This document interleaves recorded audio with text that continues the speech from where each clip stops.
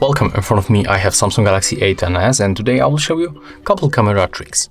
So let's open our camera, and at the first I'm going to talk about the settings, the features that you can find in the settings, and after that I will move for the modes and additional options that we can use in these modes. So tap on the left upper corner to enter the settings. And as you can see at the first, we can simply change the video size of the rear and the front camera by going here. So always go for the 60:9, it's the highest resolution, and you can go also for Full HD on the both to get the best quality on your records. Next we can add the grid lines to the screen. Take a look here. Right now they appear on the screen, and right now we are able to make better composition on our photos with this sharp grid lines. So if you want to put something inside, I mean in the middle of your photo, right now you are able to make it definitely much easier, because here we got this grid lines that appears on the screen. The next option, there is the location tag. So when you take a picture and we go for the details of the picture, we will get the exact location where the photo was taken. So when you tap on the switcher and enable this option, then click OK. We have to be also sure that location are enabled on the phone. And take a look right now. We are going from the settings, and let's take a photo of our hard reset logo. The photo was taken after 2 seconds because I just enabled camera timer.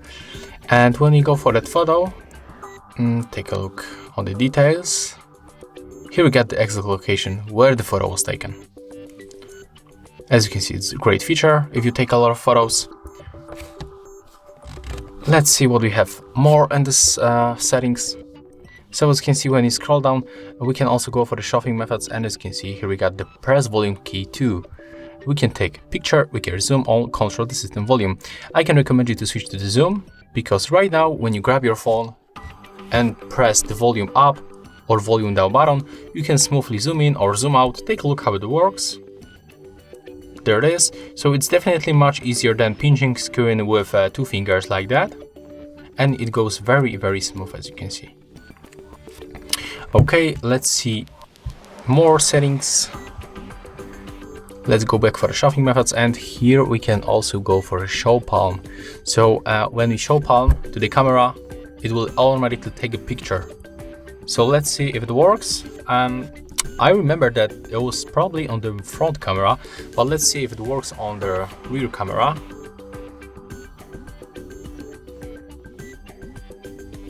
Okay, let's switch to the front camera. And let's show the palm. As you can see, right now the photo was taken. So definitely this option works only when you have the front camera turned on. You have to remember that. And let's see what we got more here. There's the floating shutter button, but there's not like big game changer. So we can also activate the quick launch. So basically when we double press power key, we will open this camera feature. So take a look. As you can see, it's quickly opened.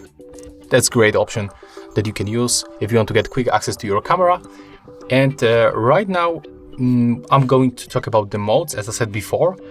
So at the first we can find the live focus.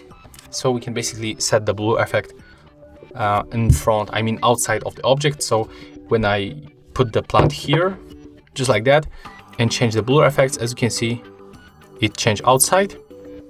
It only focused this plant right here. So I'm going to take photo with blur on the 7 and with 0, and take a look on the difference. I mean, there's the best example to show you how it looks in the photos. So as you can see, this one was taken. Oh wait, did I miss the one photo? Yeah, okay. Let's take another time.